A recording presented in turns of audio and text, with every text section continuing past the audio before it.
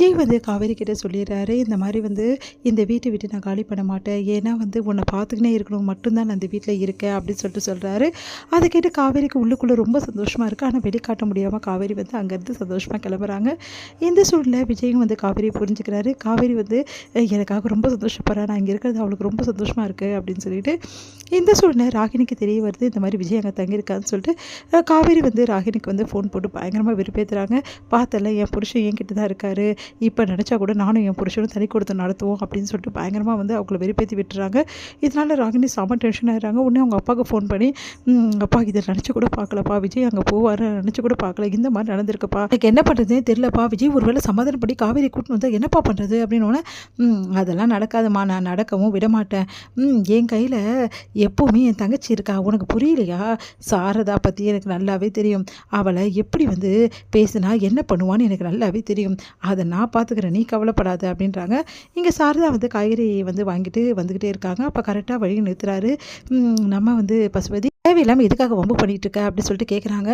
இங்கே பாரு சாரதா, நான் வம்பு பண்ண வரலம்மா, தங்கச்சிக்கு புத்திமதி சொல்லணும், அதுக்கு தான் வந்தேன். என்ன விஜய் அங்கே வந்து நிற்கிறார் போல் இருக்கே, உன் பொண்ணுக்காக உருக்கி உருக்கி நிற்கிறாரு தான் நீ நினைப்பல்ல, அதுக்காக தான் வந்தேன். இப்போ உங்களுக்கு என்ன பிரச்சனை அவர் வந்தா அப்படின்னு. என்னம்மா நீ இப்படி சொல்லிட்ட, எப்படியோ வந்து விஜயை வர வச்சிட்டிங்க, உன் பொண்ணோட வேலையாக தான் இருக்கும் இதெல்லாம். விஜயை வர வச்சு எப்படியாவது பேசி சமாதானப்படுத்தி அமுச்சு வைக்க தானே விஜயை வர வச்சுருக்கீங்க. உங்களோட வந்து திட்டத்துக்கு ஒரு அளவே இல்லாமல் போச்சு, செமையாக திட்டம் போடுறீங்களே, கரெக்டாக விஜய் வர வச்சுட்டு போட்டிருக்கா அப்படின்னு சொல்லிட்டு மேலும் மேலும் வந்து வெறுப்பேற்றி விடுறாரு. இதனால் சாரதா செமையாக டென்ஷன் ஆகிறாங்க. இங்கே பார், விஜய் என்ன பண்ணாலும் சரி, அவன் வந்து என்ன வந்து தொல்லை கொடுத்தாலும் சரி, கண்டிப்பாக என் பொண்ணை நான் யாருக்காகவும் விட்டு தர மாட்டேன், அனுப்பிச்சி வைக்க மாட்டேன்.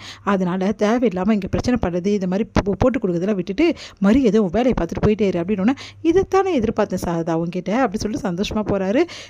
அப்புறம் இங்கே வந்து என்ன பண்ணுறாங்க, இவன்லாம் பேச வந்துட்டான், எல்லாம் அந்த பையனை சொல்லணும், அந்த பையன் வந்து இப்படி தொல்லை கொடுக்குறதால தானே என்னமோ நாங்கள் தான் திட்டம் போட்டு அவனை வர வச்ச மாதிரி ஆயிடுச்சு, இதெல்லாம் நம்மளுக்கு தேவையா அப்படி சொல்லிட்டு டென்ஷன் ஆகுறாங்க சாரதா.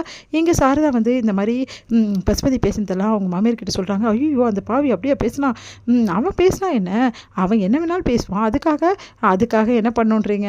இங்கே பாருங்கள், நான் திட்டவட்டமாக சொல்கிறேன், காவேரி அந்த பையன் கூட சேர முடியாது, சேரவும் நான் விட மாட்டேன் அப்படின்றாங்க.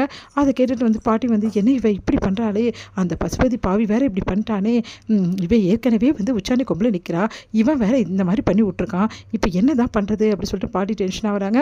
எங்கள் காவேரி என்ன பண்ணுறாங்க, சரி விஜய் இங்கே ஆளே காணோம் அப்படின்னு சொல்லிட்டு எட்டி எட்டி பார்த்துட்ருக்காங்க. திடீர்னு வந்து நல்லா எட்டி பார்க்குறாங்க. அப்படியே எட்டி பார்க்கும்போது அப்படியே நல்லா வந்து கழுத்தை நீட்டும் போது அப்படியே விழ போயிடுறாங்க காவேரி. உடனே யாரோ தாங்கி வந்து பிடிக்கிறாங்க. பார்த்தா நம்ம விஜயும் காவேரி ஒவ்வொருத்தரும் ரெண்டு பேருமே ஒருத்தருக்கும் அவங்கவுங்க கண்ணை வந்து அப்படியே பார்த்துக்கிறாங்க.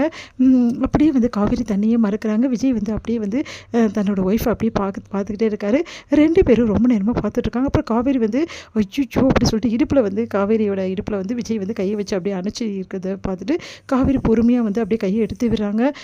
சாரி காவேரி அப்படின்றாரு, நீ விழ போனேன் அதனால தான் தாங்கி பிடிச்சேன், என் பொண்டாட்டி விழுந்தால் என்ன ஆகும் அதுக்காக தாண்டி அப்படின்னு சொன்னோன்னே சரி பரவாயில்ல அப்படின்னு சொல்லிட்டு போகிறாங்க. நீ என்ன பண்ணுற எனக்கு தெரியும், என்ன தானே தேர்ற அப்படின்றாரு.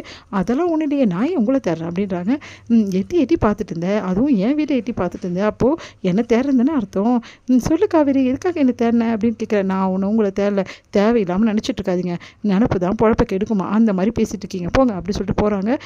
என் பொண்டாடி என்ன தேர்னா, ஆனால் வெளிப்படையாக ஒத்துக்க மாட்டேங்குது, எப்படி ஒத்துப்பா, அவளோட பிடிவாதம் தான் முன்னாடி வந்து நிற்கிதே, எப்போ தான் என் பொண்டாட்டியோட மனசை மாற்றி இந்த வீட்டில் உள்ளவங்களாம் மனசை மாற்றி என் பொண்டாட்டி நான் கூட்டிகிட்டு போகிறனோ தெரியலையே, இது எப்போ நடக்க போகுது தெரியலையே, விஜய் என்னடா பண்ணுறது அப்படி சொல்லிட்டு யோசிக்கிறாரு.